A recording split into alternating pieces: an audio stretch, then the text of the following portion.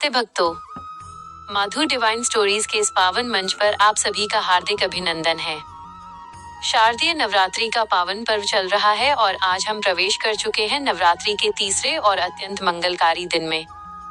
आज का ये दिन आदि शक्ति के उस प्रचंड और सौम्य स्वरूप को समर्पित है, जिनकी आभा से समस्त चराचर जगत आलोकित है, माँ चंद्रघंटा। आज के इस विशेष भाग में हम माँ के जन्म की उस अलौकिक गाथा को विस्तार से जानेंगे, जिसे सुनने मात्र से हृदय में साहस और शांति दोनों का अद्भुत संचार होता है। नवरात्रि के तीसरे दिन की अधिष्ठात्री देवी माँ चंद्रघंटा का स्वरूप परम शांतिदायक और कल्याणकारी है।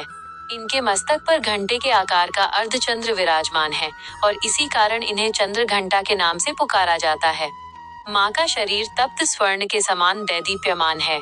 इनके 10 हाथ हैं, जिनमें खड्ग, बाण, धनुष, त्रिशूल और गदा जैसे अस्त्र शस्त्र सुसज्जित हैं।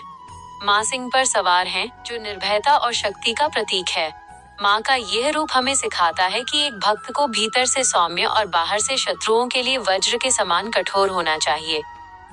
अब आइए जानते हैं माँ चंद्रघंटा के प्राकट्य और उनके जन्म की वो रहस्यमयी कथा, जो हमें सतयुग के उस काल में ले जाती है जब धर्म पर संकट मंडरा रहा था। पौराणिक कथाओं के अनुसार एक समय महिषासुर नाम के असुर का आतंक तीनों लोकों में बढ़ गया था।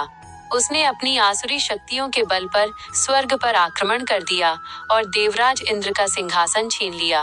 महिषासुर स्वर्ग का स्वामी बन बैठा और उसने सभी देवताओं को स्वर्ग से निष्कासित कर दिया।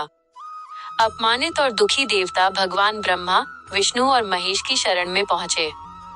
देवताओं ने अपनी व्यथा सुनाते हुए कहा कि महिषासुर के अत्याचार के कारण अब पृथ्वी और स्वर्ग पर रहना असंभव हो गया है। देवताओं की करुण पुकार सुनकर त्रिदेवों के भीतर एक भीषण क्रोध उत्पन्न हुआ। उसी क्षण भगवान विष्णु, महादेव और ब्रह्मा के मुख से एक दिव्य तेज पुंज प्रकट हुआ। ये तेज इतना प्रचंड था कि 10 दिशाएं प्रकाशमान हो उठी। देवताओं के शरीर से निकला हुआ यही दिव्य प्रकाश पुंज एक नारी शक्ति के रूप में परिवर्तित हो गया। देवी को शक्ति प्रदान करने के लिए सभी देवताओं ने अपने अपने अस्त्र भेंट किए।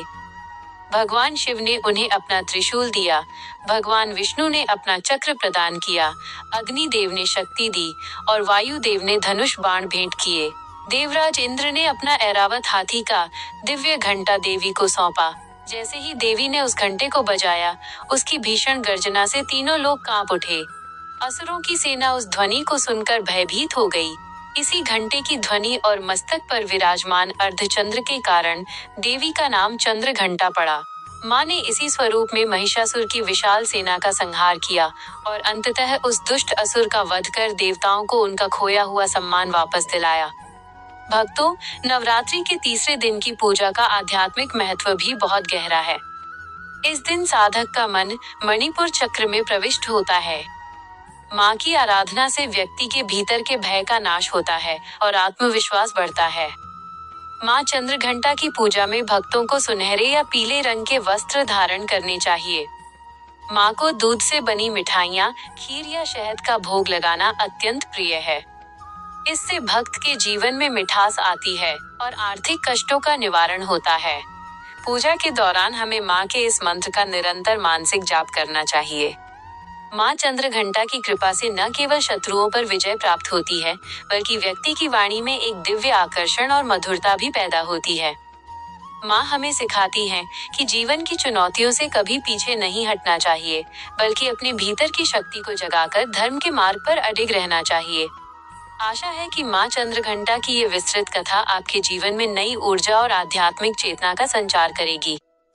माँ की कृपा आप सभी पर और आपके परिवार पर सदैव बनी रहे।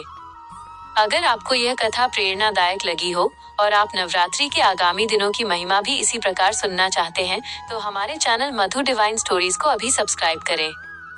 इस वीडियो को लाइक करें, अपने प्रियजनों के साथ साझा करें और कमेंट सेक्शन में जय मां चंद्रघंटा लिखकर अपनी हाजिरी जरूर लगाएं। यहाँ आपको धर्म, अध्यात्म और हमारे महान ग्रंथों की ऐसी ही अनमोल कहानियाँ मिलती रहेंगी। जय माता दी। माँ सबका मंगल करें।